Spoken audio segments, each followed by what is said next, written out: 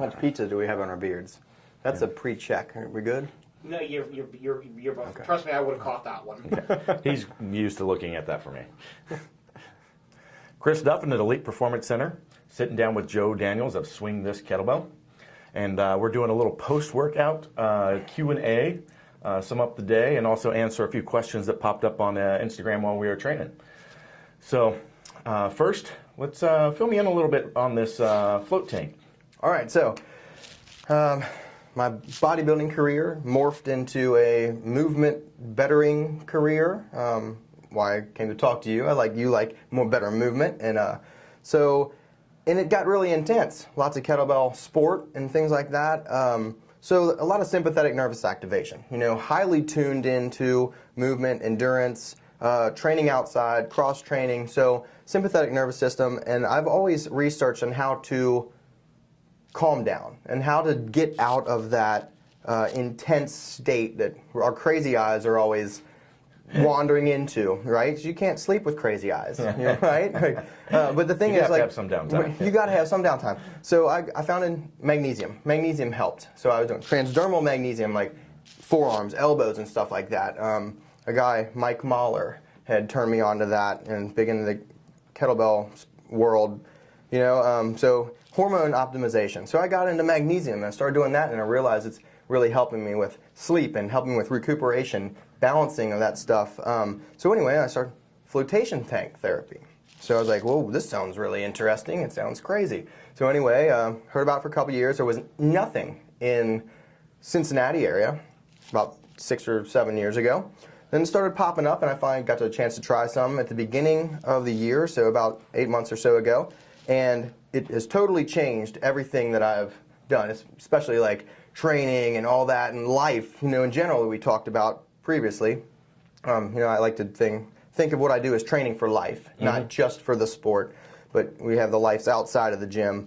So that helps me calm down. But anyway, basically what flotation therapy is, it almost forces a person into the opposite of the sympathetic nervous system, the parasympathetic nervous system, which helps govern respiratory, resting heart rate, and blood pressure, and digestion. You know, as we're trying to gain muscle and we're trying to gain strength, we need to eat food, right? You've been to the point where you've done those marches and you can't eat right away. You know, my heart rate was at 180 for 10 minutes or something? We have a picture of it. So for those that aren't aware, we'll still feel it. I put Joe through a bit of a marching session to see if we could stimulate a little puking or something like that. But it was rather interesting and does relate to this conversation quite a bit, because he hooked up his heart rate monitor, and I mean, it was just elevated for like 15 minutes afterwards. Even 5 minutes, he was way up. Still on there working, and he was like failing, and his heart rate was elevated at that level. And both of us have played around with heart rate variability training. Joe currently does. I manage auto regulation through speed monitoring of the bars. That's what I use with all my online clients, what I use on myself here in the gym. So we do a lot of this managing that sympathetic versus parasympathetic more phases. Feedback. Better. We have more feedback. That we're so strong mentally. And, you know, not just us, but a lot of people are so strong, they're going to run through that pain, or they're going to run through, like, more training's better, when it's not necessarily always better. You're only going to be as good as you can recover from, right? Yep. This is another advanced recovery technique. It's a way that you can just really, really do nothing except float in a tank full of salt water. It's magnesium salt, so it's Epsom salt, basically. Everybody's been in an Epsom salt bath at one time. You know, grandmothers, get an Epsom salt bath. Whatever, drink whiskey, get an Epsom salt bath. But anyway, so it's around 1,000 pounds of salt in 200 gallons of water, or whatever the tank is. It's about a 4x8 tank. They're coming out with different types now, open, closed, all sorts of different stuff. But anyway, so you literally lay in there, you're submerged on your back, and the water comes up past your ears, and you are floating effortlessly. So what happens is, when you're having restricted environmental stimulation, you walk into your gym and it's you know, we got metal playing, we got heavy classical, whatever, getting wild in there and lifting heavy weights. Well, that's the opposite. we need to do the opposite to help balance us out and help us recuperate, help us sleep, help us regenerate tissue, and basically cellular health and brain health, nervous system health. Because if you're always, how can you get your muscles to fire, right, that we've talked about a lot, if they're constantly being challenged all the time without a rest and recuperation? So that helps. It's just very interesting. So speaking of, getting into that parasympathetic state and, that downward phase, comes into our first question, or actually comment. Okay. Comes into our first question or comment on the Instagram, which was, it's only right to drink some Jack Daniels and deadlift with Joe. We didn't do any deadlifting, although we did some pretty brutal stuff today. But no Jack Daniels. Actually, we're going with the Willet. Much better choice. So post-workout, getting a little cheers, little pre-interview on again.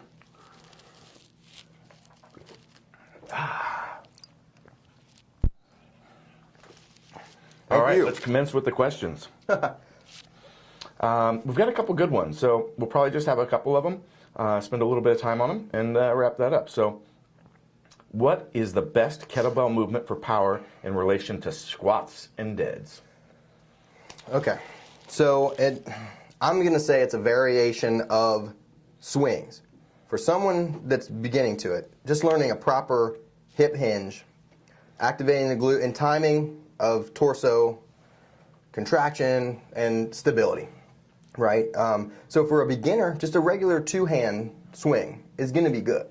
So now a person that's been doing that for a while, can we do some other thing? Can we do some outside of the hip, close stance, outside of the hip, double-handled, two kettlebell swings? That's going to help balance the lats down a little bit more. It's going to give you a little bit of a progression. So I'm really going to go with just regular swings. Okay. And like you said, it's the top of the deadlift. The double swing. Some double swings. You could, if you pull sumo, because there's somebody doing conventional or somebody doing sumo, it all is affected by your stance. So you can do a double kettlebell between the leg in a wider stance where you're going to get that external rotation.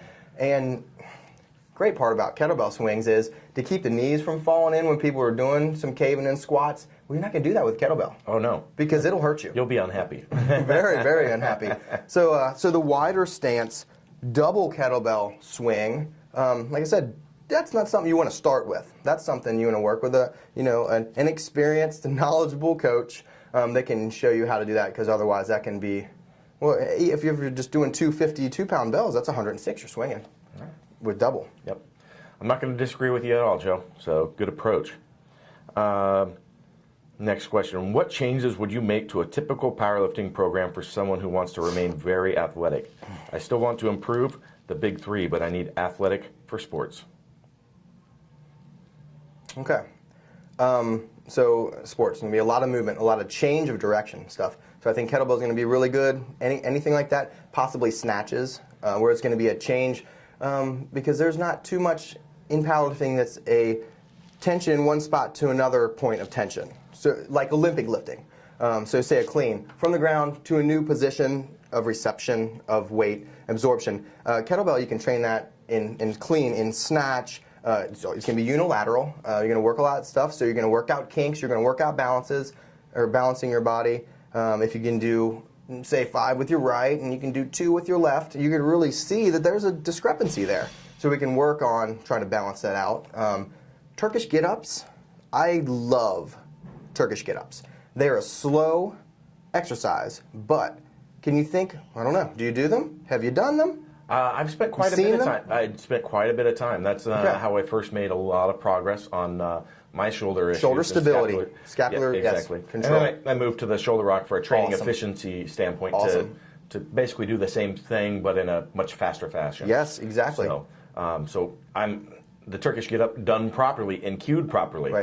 Right. Is a very powerful tool. Right. So I'm going for that one. Even that's a slow. The combination's awesome.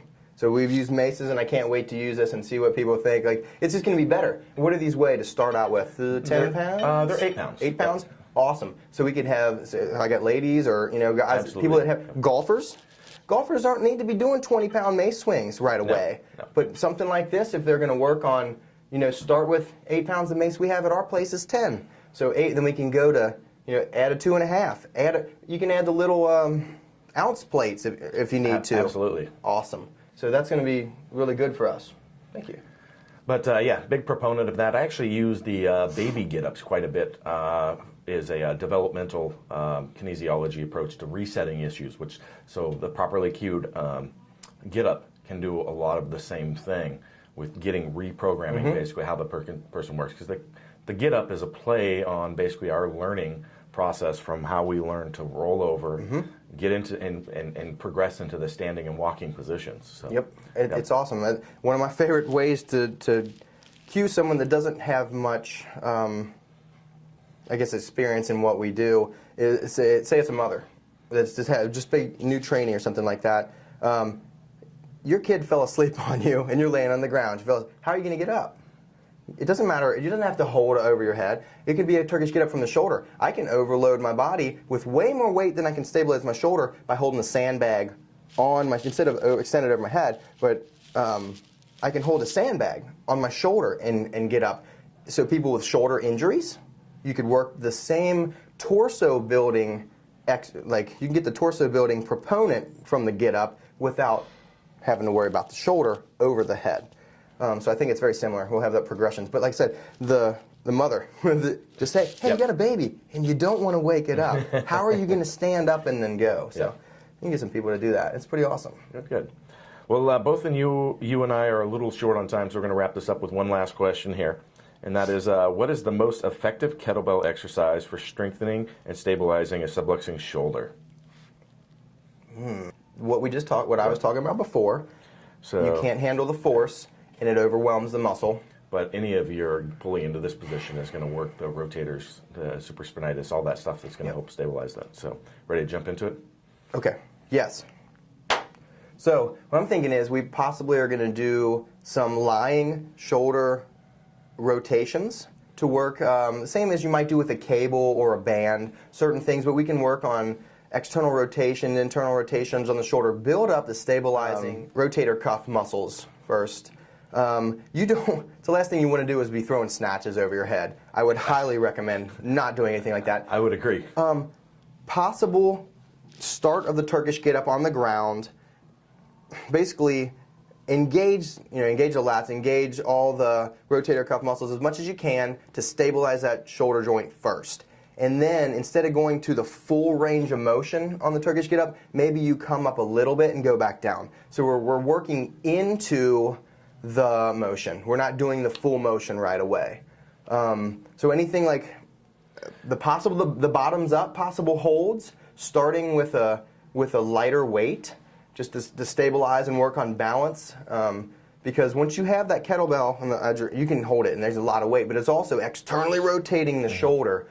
So if you don't have the balance of internal-external rotation, I think that might be a bad thing. So maybe some of the bottoms up. Yeah. What about just as you progress in the get up into like the up into onto where you're posted, and then into the high hip position? Both of those practicing the internal and external from those positions. Okay, and I get to this point a lot when I'm working with people, and they say I have a shoulder issue. Well, when you show someone that exercise, the first thing they think of is the thing that can hurt them. They think the kettlebell above their head is the one that can really hurt them. It might be 26 pounds, 18 pounds. Let's say it's 2 pounds, but that posted arm, how much weight are you holding up? Oh, yeah. You're holding up, as you are extending that arm, the tricep, there's most of your body from your hips up are now on that shoulder, and you are in an externally rotated position, in a position that you don't normally train. So maybe we might try this landmine, the barbell, the landmine that we have, or what do they call? What do you guys call those? We call it landmine as well. Okay, yep. So the rotated. Maybe that press with just a bar, or even a short bar, or a half-weight bar that you're holding up, and you're working on that new external side stabilizing position, but nothing too heavy because you're in an end range position back here. But that's going to get you used to building the strength for your posted up Turkish get up without having your whole body weight, especially if you're a big guy, or big lady. I can definitely feel that anytime I've got any instability in the shoulder, if I do either a bodyweight get up or a Turkish get up, I can feel that You're instability shaking. on Yep. the posted arm Yes. really bad. There's way more weight there. So, well, we're going to wrap this up, but first, I just want to be clear, neither Joe or I are medical professionals, so we're not, don't construe that as medical advice. Find This a is just doctor. our approach on how we would, how we ourselves would, integrate and make changes to our training based on that last question. So, all I would right. definitely find If you'd like to support the production of further content and maximize your athletic performance, check out kabukistrength.net. Our goal is to provide you with the tools and the methods to maximize your performance. There's constantly adding new products to our site, so please check it out. All that's left is for you to bring the attitude.